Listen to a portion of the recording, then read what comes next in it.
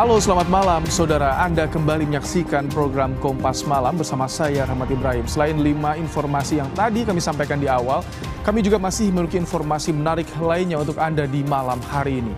Langsung saja kita simak informasi pertama di Kompas Malam saudara. Seorang balita 13 bulan di Ngawi, Jawa Timur meninggal diduga usai menelan bensin yang tercampur oli bekas. Orang tua korban tak kuasa menahan kesedihan melihat anaknya MAH yang berusia 13 bulan meninggal dunia. Balita itu sebelumnya sempat dirawat intensif selama 4 jam di RSUD Suroto Ngawi, Jawa Timur karena kejang-kejang akibat tak sengaja menelan bensin tercampur oli bekas di bengkel orang tuanya. Kejadian bermula saat korban yang sedang bermain menemukan toples makanan. Tanpa mengetahui isi yang ada di dalam wadah tersebut, sang balita menenggak cairan yang ternyata bensin campur oli bekas. Sudah tidak sadar, sudah tidak sadar. Kemudian dari keterangan ibunya, ini tidak sengaja terminum oli dan bensin yang ada di rumah. Langsung dilakukan tindakan, pasang NGT, dilakukan bilas lambung, terus kemudian dilaporkan ke dokter spesialis anaknya. Tiba-tiba terjadi penurunan kondisi, jadi ya kondisinya buruk. Ini sudah meninggal dunia jadi? Iya, sudah dinyatakan meninggal dunia. Saudara, 6 korban meninggal akibat kecelakaan kapal tenggelam KMP Tunu Pratama Jaya. Sementara puluhan korban lainnya masih dalam pencarian.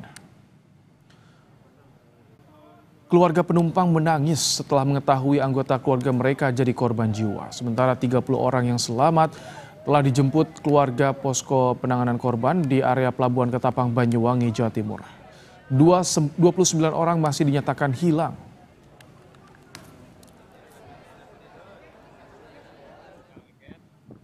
Yang selamat saat ini untuk data ada 30 orang, 30 orang dengan 6 orang dalam kondisi meninggal dunia. Nah, untuk yang saat ini di transfer dari posko besar Gilimanuk ke posko di Ketapang, saat ini adalah 21 orang survivor dalam kondisi selamat. Seorang warga negara Malaysia dilaporkan hilang dalam insiden tenggelamnya KMP Tunu Pratama Jaya di Selat Bali. Korban yang bernama Fauzi bin Awang dilaporkan hilang dalam peristiwa ini. Ia menaiki travel menyeberang ke Bali dan berencana terbang dari Bandara Igusti Ngurah Rai menuju Malaysia. Sementara istrinya masih menunggu kabar di posko pencarian di lobi Pelabuhan Ketapang. Ada kabar tadi malam katanya KMP ini tenggelam. Kebetulan nomor kendaraan travel yang dinaiki sama Bang Fauzi nomor DK 7994 AC yang tenggelam ini gitu. Dan sampai detik ini juga belum ada kabar ditemukan dalam keadaan selamat. Suasana duka menyelimuti posko penanganan korban tenggelamnya KMP Tunu Pratama Jaya di area Pelabuhan Ketapang, Banyuwangi, Jawa Timur.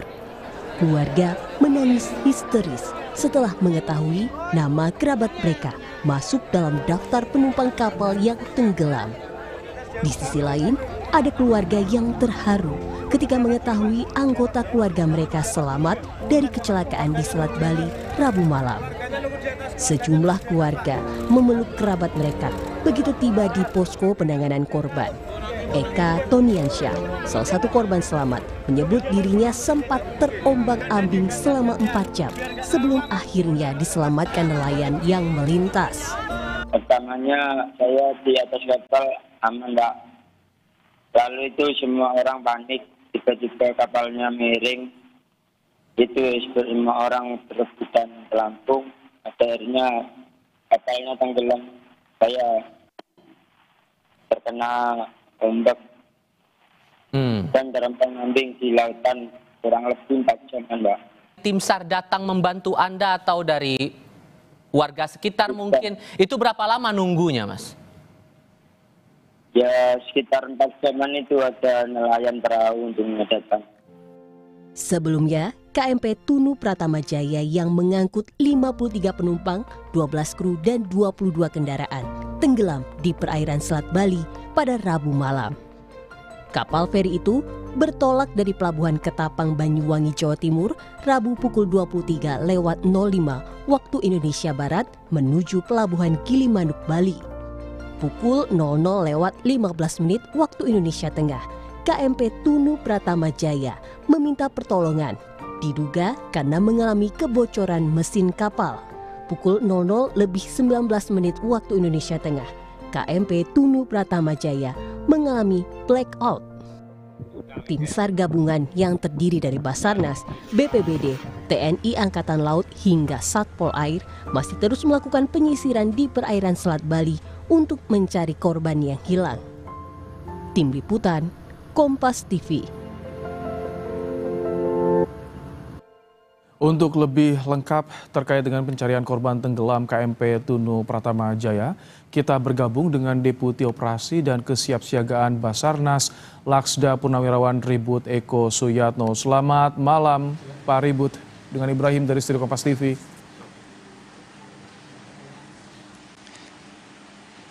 Selamat malam Pak Ibrahim. Pak Ribut, jadi bagaimana saat ini perkembangan pencarian korban? Apakah ada informasi korban yang baru ditemukan? Berapa jumlahnya sejauh ini Pak, hingga malam ini?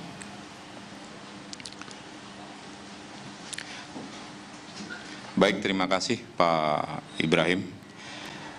Pertama-tama atas nama tim SAR gabungan kami mengucapkan turut berbelasungkawa atas musibah yang terjadi. Kemudian pada malam hari ini tim SAR gabungan, saya bersama Kapolres Banyuwangi dan Lanal Banyuwangi, kemudian Kepala Kantor SAR Surabaya, dan atas perintah Set Coordinator, yaitu Kepala Badan SAR Nasional, saya ditunjuk sebagai SMC dalam penanganan operasi SAR kecelakaan kapal KMP Tunu Pratama Jaya yang tenggelam di Selat Bali.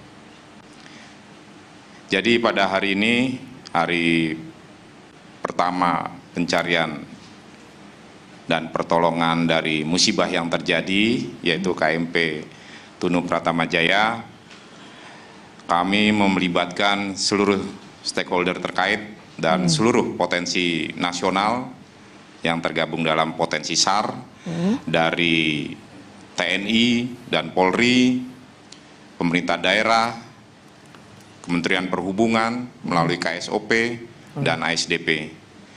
Sehingga pada hari pertama ini upaya pencarian dan pertolongan dari data manifest yang menjadi pegangan kami, di mana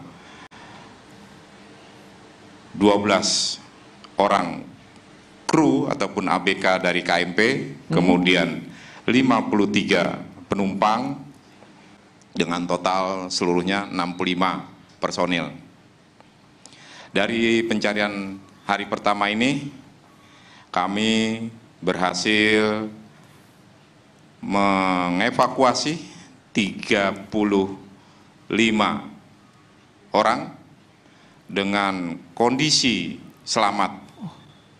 Dalam keadaan selamat 29 orang.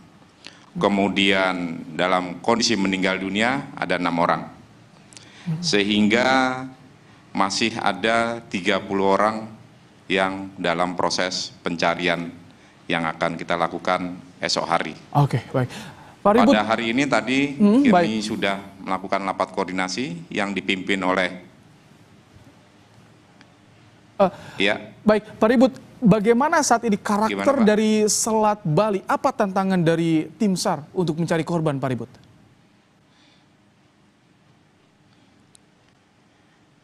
Baik, pada hari ini tadi tantangan cuaca, ya, sebagaimana yang kita ketahui bersama, Selat Bali terletak antara Ketapang dan Gilimanuk. Ya. Pada pagi hari dan siang hari, pergerakan arus dari utara ke selatan. Kemudian siang naik sebentar ke utara. Kemudian gelombang lumayan, rata-rata 0,5 sampai 1, sehingga dibutuhkan alutsista dalam pencarian supaya lebih efektif dan efisien. Pada hari pertama ini, alutsista yang ada seperti RHIB dari Posar Banyuwangi dan Posar Jembrana, seperti yang ada di tayangan ini, yaitu RHIB, serta dari Patkamla Payaman, kemudian Kal Sembulungan, serta speedboat dari Ditpol Air, kita upayakan secara maksimal. Dan secara simultan kita menggerakkan 2 KN SAR dari Benoa dan dari Surabaya. Baik, Pak Ribut, dengan alutsista, alat pencarian yang dikerahkan, apakah saat ini sudah bisa dipetakan, dilokalisir wilayah mana saja yang berpotensi itu masih ada korban di sana?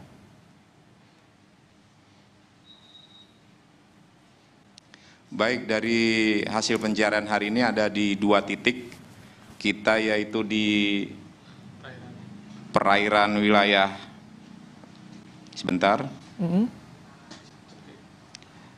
ada di wilayah perairan Pebuahan sama di Pantai Cekik. Ini yang korban banyak kita ketemukan. Sehingga itu dari data arus pasang surut mengarah dari utara ke selatan, sehingga rencana pencarian yang kita lakukan itu lebih mengarah ke sektor selatan. Demikian. Ke depan apakah seperti drone thermal atau aqua ice, tim diving, penyelam juga dikerahkan Pak Ribut untuk bisa memudahkan pencarian ini?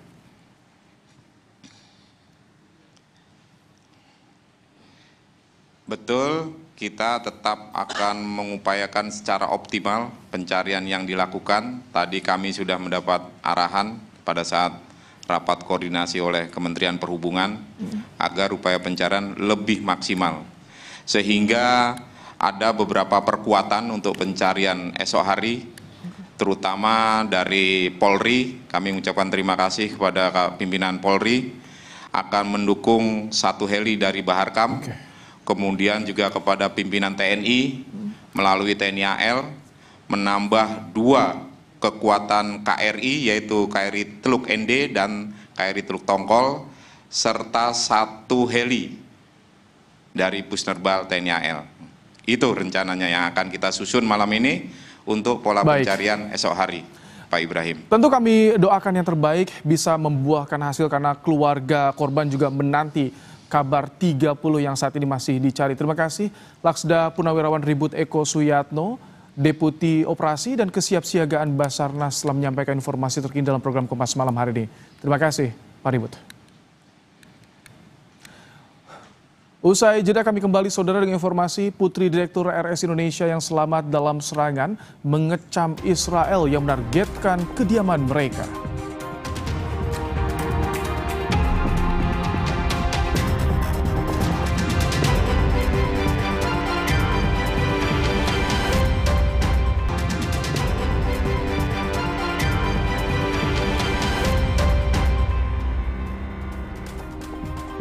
Saudara, militer Israel mengakui telah menembaki warga Palestina saat antre mencari bantuan logistik di pusat distribusi bantuan di Gaza.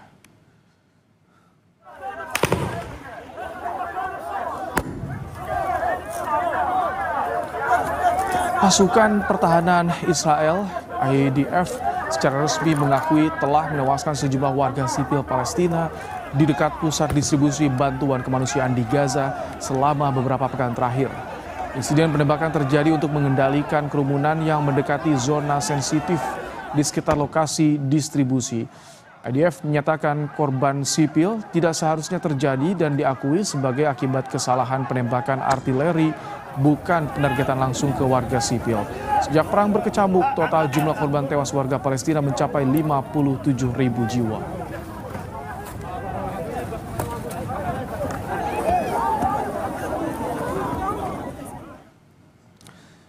Saudara Direktur Rumah Sakit Indonesia di Gaza, Dr. Marwan Al-Sultan tewas dalam serangan Israel.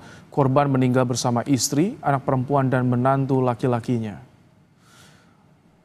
Direktur Rumah Sakit Indonesia dan keluarga meninggal akibat serangan udara Israel yang menghantam kediamannya di sebelah barat kota Gaza pada Rabu waktu setempat. Menurut Kepala Departemen Keperawatan di Rumah Sakit Indonesia, jenazah Dr. Marwan Al-Sultan, istri dan anak perempuan serta menantu laki-lakinya dibawa ke Rumah Sakit Syifa.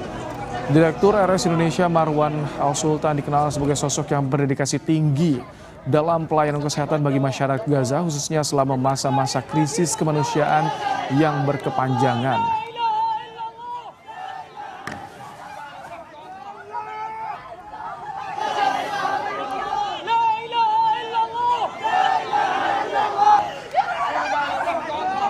Isak tangis mengiringi pemakaman Direktur Rumah Sakit Indonesia di Gaza, Dr. Marwan Al-Sultan yang tewas dalam serangan militer Israel di sebuah apartemen di Gaza, Palestina pada Rabu kemarin. Setibanya di Rumah Sakit Syifa, jenazah Dr. Marwan, istri, anak perempuan, dan menantu laki-lakinya disolatkan dan dimakamkan. Putri korban yang selamat, Lubna Al-Sultan, mengecam Israel yang menargetkan kediaman mereka. وبابا دكتور قلب في مستشفى الاندونيسي مدير المستشفى الاندونيسي لا هو في حركه ولا بينتمي لاي شيء هو بس بخاف على المرضى وبيعالج وبطبطب طول الحرب وهو صامد وصابر في المستشفى الاندونيسي في كل المستشفيات وضل لاخر لحظه في المستشفى الاندونيسي وضل لاخر لحظه يكافح في المرضى ويجيب ويودي ويعمل نقط طبيه عشان بس يعالج ويبعث رسالته فجاه في دقائق صاروخ في 16 على غرفته بالضبط في مكانه عليه بالضبط كل الدار غرفها كويسه الا غرفته هي اللي فيها بالضبط استشهد فيها بابا. Membahas soal serangan Israel terhadap keluarga Direktur RS Indonesia di Gaza, kita sudah bersama dengan Ketua Presidium Mercy Indonesia, Dr. Hadiki Habib. Selamat malam, Dok. Selamat malam, Mas Rahmat. Dok, tadi kita melihat di layar bagaimana warga Palestina menangisi sosok Dr. Marwan. Bagaimana Mercy Indonesia mengenal sosok Dr. Marwan? Ya, kita sebagai lembaga dan saya sebagai pribadi mengenal betul ya Dr. Marwan Al-Sultan.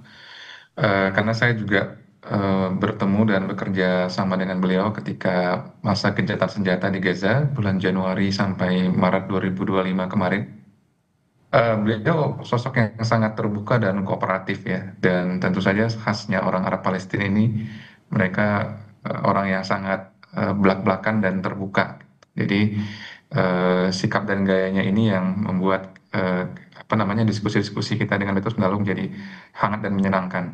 Satu hal yang perlu kita pahami bahwa Dr. Marwan ini sebenarnya adalah seorang dokter spesialis ya. Dokter spesialis penyakit dalam, konsultan kardiologi, jadi ahli jantung. Jadi memang backgroundnya adalah seorang profesional yang kemudian ditugaskan memimpin Rumah Sakit Indonesia. Oke. Sejak kapan Dok memimpin RS Indonesia di Gaza? Beliau ditugaskan oleh Kementerian Kesehatan Palestina di Gaza itu sebagai Direktur Rumah Sakit di tahun 2021. Sudah 4 tahun artinya berada di Rumah Sakit Indonesia di Gaza. Termasuk juga Dr. Marwan ini suka menginformasikan, mengabarkan bagaimana kondisi pelayanan kesehatan di RS Indonesia. Ya, sebenarnya beliau sosok yang lebih fokus mengelola mengelola pelayanan gitu ya. Jadi tidak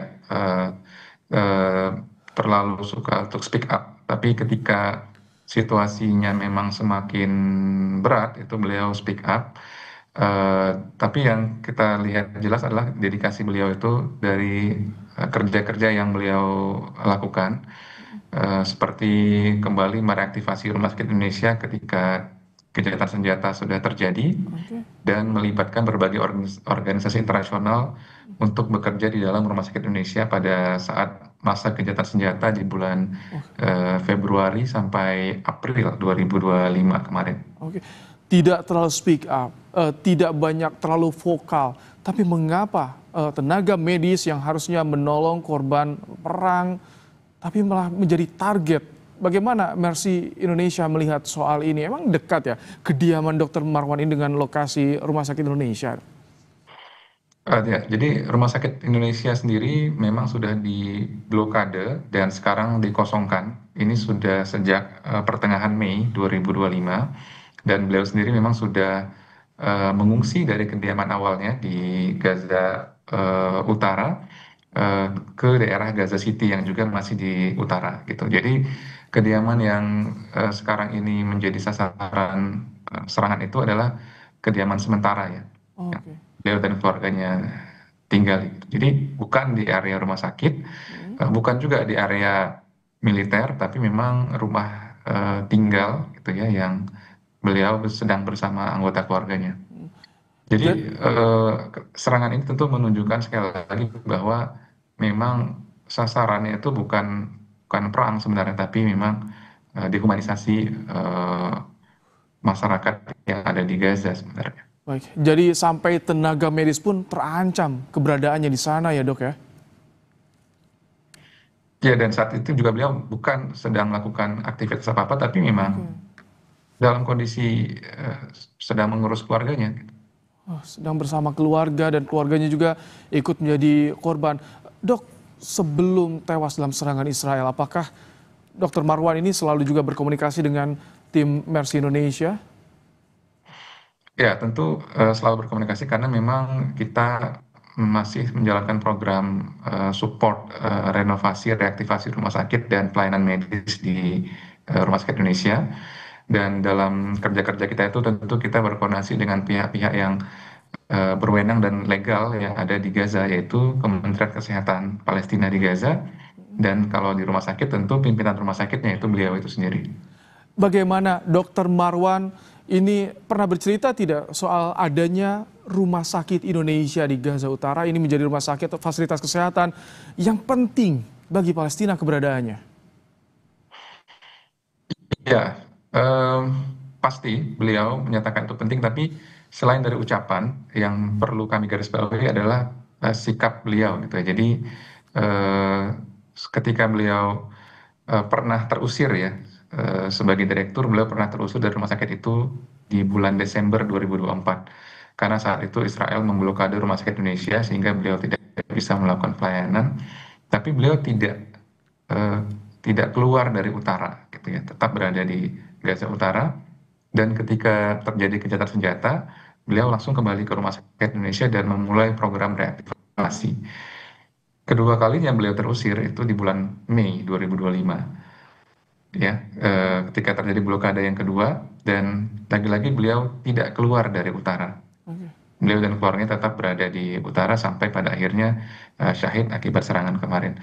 Dan sangat sulit sebenarnya memimpin sebuah rumah sakit dengan stafnya sekitar 700 orang ya, dari mulai dokter, perawat, sampai cleaning service di tengah situasi perang di mana tentu salary atau gaji-gaji mereka juga tentu tidak, kita paham tidak bisa dapat secara on time atau malah tidak turun sama sekali.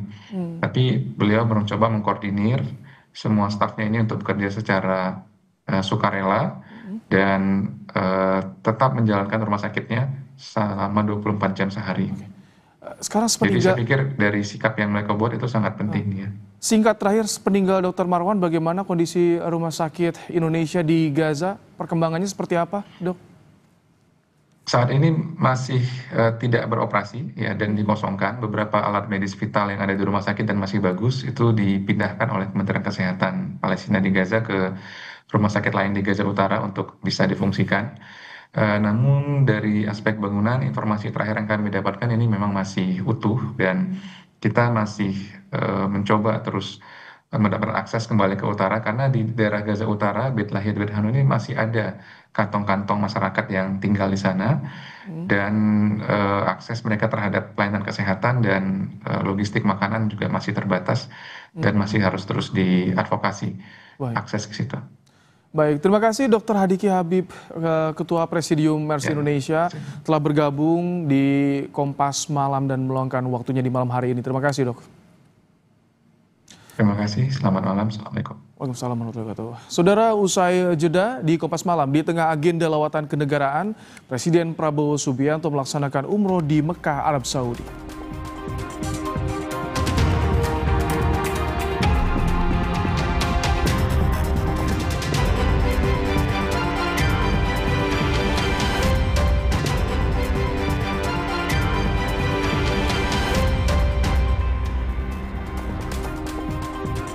Saudara, eksekusi lahan di Pulau Mandar, Sulawesi Barat pada Kamis siang diwarnai bentrokan antara warga dengan aparat keamanan. Ratusan massa yang menolak eksekusi melempari petugas dengan batu dan bom molotov.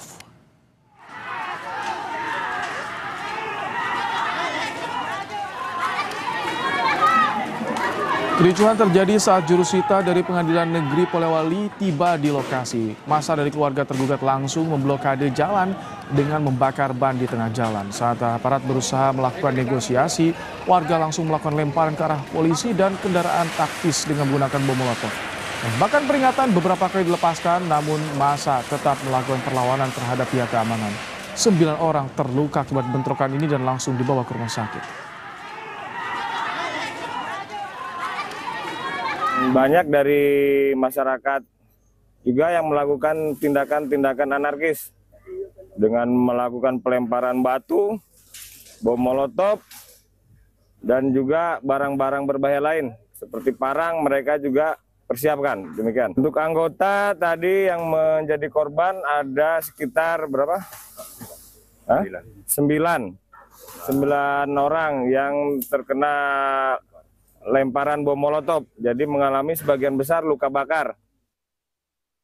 Informasi berikutnya, saudara, 6 orang penumpang yang meninggal dunia dalam peristiwa tenggelamnya KMP Tunu Pratama Jaya di Selat Bali dipulangkan ke rumah duka masing-masing. Jasad korban dibawa ke Jawa Timur usai menjalani otopsi. 5 penumpang yang meninggal dunia berasal dari Kabupaten Banyuwangi dan 1 orang dari Probolinggo. Jenazah dibawa menggunakan ambulans yang berangkat dari Rumah Sakit Umum Negara di Jembrana, Bali pada Kamis petang. Jenazah akan diserahkan pada keluarga di Pelabuhan Ketapang, Banyuwangi. RSU Negara telah menerima 8 korban kapal tenggelam yang terdiri dari 2 korban selamat dan 6 korban meninggal dunia.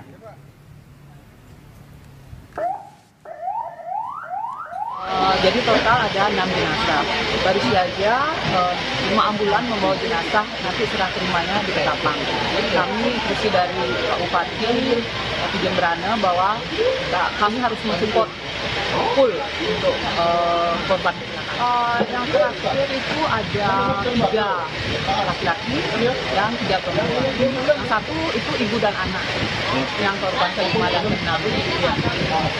Kami ajak Anda bergabung dengan jurnalis Kompas TV Gede Ardika dari Jembrana, Bali. Selamat malam, Gede. Baik, kita akan coba memanggil kembali jurnalis Kompas TV Gede Ardika yang memantau bagaimana penanganan korban tenggelamnya KMP Tunu Pratama Jaya dan juga pencarian korban. Selamat malam, Gede. Halo. Baik, Gede, bagaimana di malam hari ini? Pencarian apakah dihentikan atau tetap ada petugas yang memonitor di wilayah Selat Bali?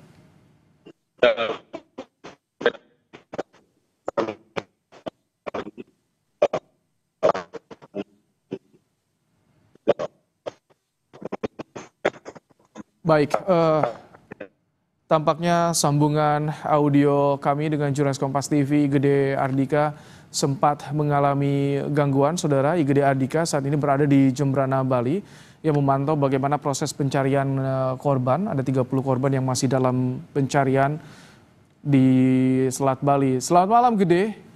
Halo. Nah, Gede, sudah jelas sekarang. Jadi bagaimana di malam hari ini ketika pencarian, apakah dihentikan atau tetap ada petugas yang memantau di Selat Bali?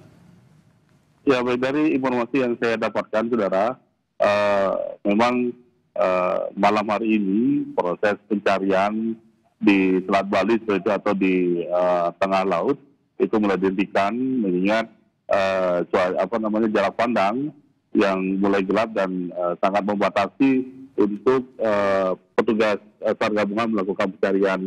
Namun dari informasi yang saya dapatkan dari teman seperti itu di petugas SAR mereka malam hari ini melakukan penyisiran di sekitar pantai di Pelabuhan Gilimanuk, berharap ada korban yang ditemukan malam hari ini, seperti itu. Baik, besok hari kapan rencananya akan dimulai kembali pencarian? Pada pukul berapa, Gede?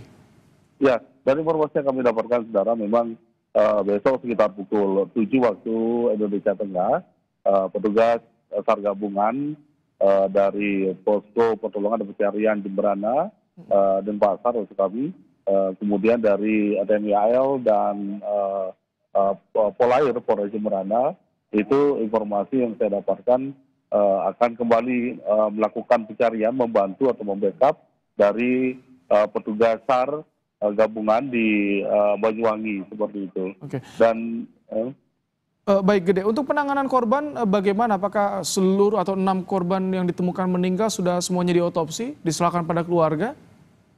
Ya, memang 6 korban meninggal malam tadi, seperti itu sudah bergerak dari Rumah Sakit Umum Negara dengan menggunakan 5 ambulan menuju ke rumah duka masing-masing di Banyuwangi. Tadi kapal yang mengangkut para korban ini, yakni Jambo 6 seperti itu, dan sampai di Pelabuhan Ketapang, ini ambulan akan bergerak menuju ke rumah duka masing-masing. Untuk korban selamat bagaimana di Jemberana? Ya, sore tadi jumlah korban selamat yang dapat saya informasikan ada sekitar 28 yang ada di posko di Pelabuhan Gilimanuk, dan tadi sore 21 penumpang seperti itu yang selamat, yang berasal dari Banyuwangi, itu sudah dipulangkan oleh petugas setelah dilakukan identifikasi dan juga diberi keterangan tadi di posko di Pelabuhan Gilimanuk dengan menggunakan KMP Dharma Rucitra ke Pelabuhan Ketapang. Lalu ada 8 maksud kami, yang sisa dari 28 tadi, itu sudah kembali. Informasi yang saya dapatkan petang tadi itu sudah kembali ke daerah masing-masing atau rumah masing-masing, karena ada beberapa yang tinggal di Gilimanuk, dan juga ada beberapa di Bali, yaitu di daerah Tabanan dan juga Gianyar, Ibrahim. Baik, terima kasih Igede Ardika untuk laporannya langsung dari Jemberana, Bali. Usai jeda, saudara, polisi menangkap pelaku penganiayaan terhadap kurir paket di Pamekasan, Jawa Timur. Pelaku ditangkap di rumahnya di Jalan Raya Teja, Pamekasan pada Rabu sore.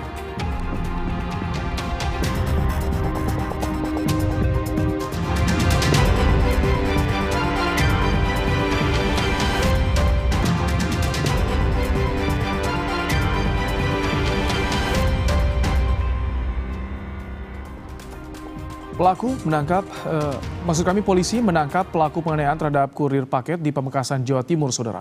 Pelaku ditangkap di rumahnya di Jalan Raya Teja, Pamekasan pada Rabu sore. Tak ada wajah garang seperti video yang sempat viral sebelumnya saat pelaku ditangkap Satreskrim Polres Pamekasan. Pelaku menganiaya seorang kurir yang mengantar paket pesanan yang dibelinya secara COD pada Senin lalu. Pada polisi, pelaku mengaku kesal lantaran barang yang dipesannya tidak sesuai. Kini pelaku mendekam di ruang tahanan Mapolres Pamekasan. Korban membuat laporan tanggal 30 Juni. Waktu itu kami sedang melakukan pemeriksaan, tapi korban tidak menyatakan tidak bisa dilakukan pemeriksaan karena mengalami luka, jadi mengalami kesakitan. Jadi setelah hari tanggal 2 kami lakukan pemeriksaan korban, maka disitulah kami melakukan pemeriksaan dan mengamankan pelaku di kediamannya. Saudara, seorang balita jadi korban dugaan malpraktik usai endoskopi di RSCM hingga mengalami kebocoran usus. Kasus ini kini masuk tahap proses pemeriksaan Majelis Disiplin Profesi. Anak balita tersebut awalnya mengalami gangguan tak mau makan hingga akhirnya dirujuk ke dokter spesialis senior di RSCM. Atas gejala yang dialami, anak balita tersebut kemudian dilakukan tindakan endoskopi sebanyak 2 kali. Bukannya membaik, kondisi pasien anak balita tersebut justru kian memburuk. Bahkan didiagnosa mengalami kebocoran usus. Kasus dugaan malpraktik ini kemudian dilaporkan ke Majelis Disiplin Profesi.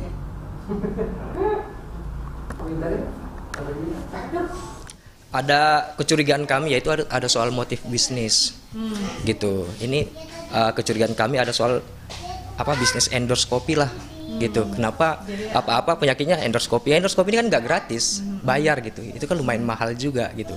Dan harapan kita sebenarnya ke ini ya, soal proses ini Kementerian Kesehatan mestinya melakukan pengawasan kepada majelis ini, tiga hakim ini gitu.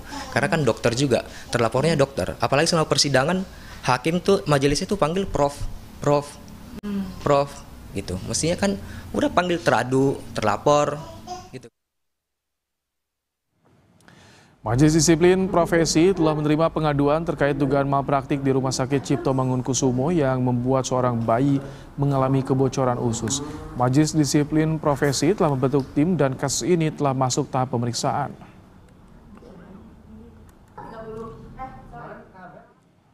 Kami kutip dari Kompas.com, Ketua Majelis Disiplin Profesi Sundoyo menyatakan terkait dengan pengaduan di RSCM saat ini masih dalam proses sidang pemeriksaan. Nanti akan ada pemeriksaan berikutnya. Nanti akan dijadwalkan pemeriksaan oleh teradu, pengadu, saksi, termasuk juga ahli dari pengadu dan ahli dari teradu.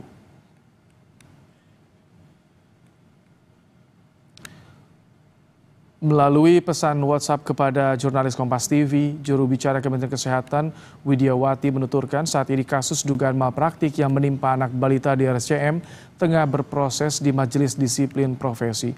Ia mengatakan Kementerian Kesehatan akan ikut memantau kasus ini. Dalam pesan WhatsApp, Widiawati menyatakan Kemenkes akan memantau kasus ini secara seksama. Saat ini sedang berproses di MDP.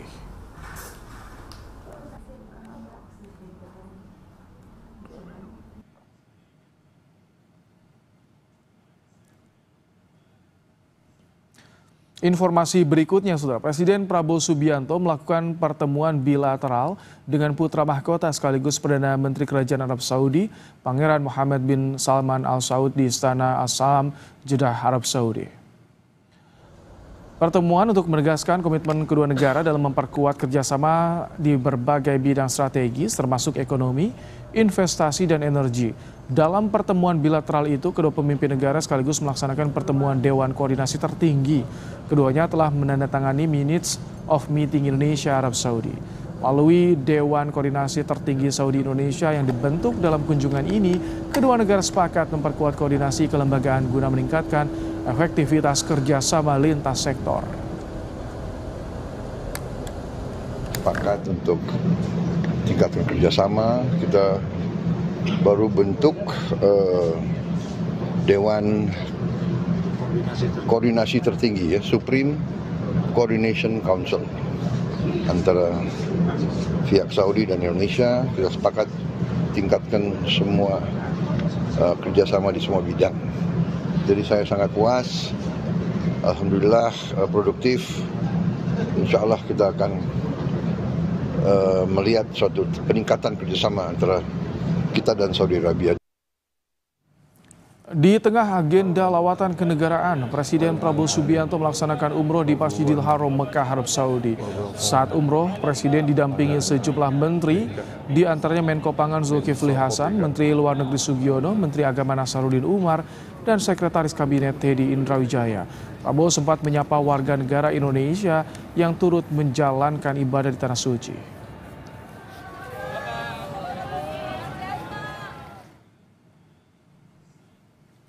Personel Satuan Reserse Narkoba Polres Konawe Utara menabrak mobil yang dikendarai pengedar narkoba jenis sabu yang mencoba melarikan diri.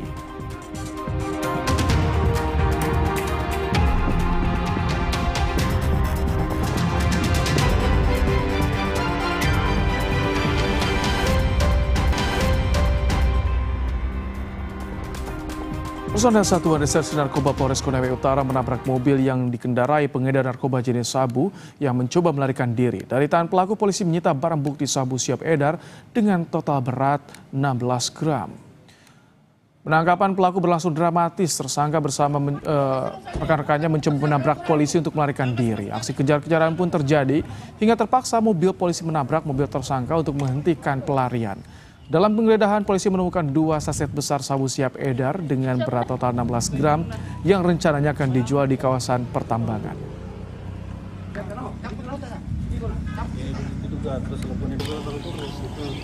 Saudara, informasi tadi menjadi penutup Kompas malam hari ini. Dan jangan lupa cukupi kebutuhan air mineral Anda setiap hari dan rasakan kesejukannya. Saya Rahmat Ibrahim, terima kasih. Sampai jumpa.